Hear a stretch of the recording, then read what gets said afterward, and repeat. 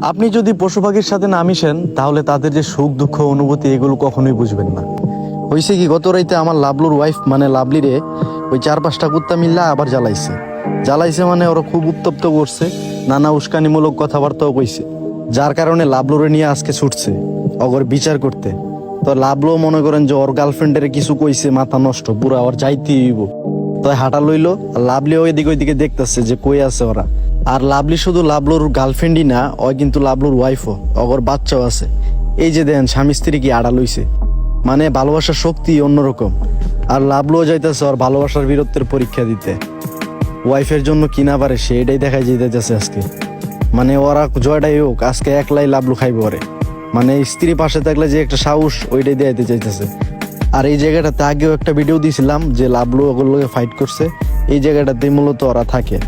আর যার কারণে লাভলুর এই জায়গাটাতে নিয়ে আইছে। এখন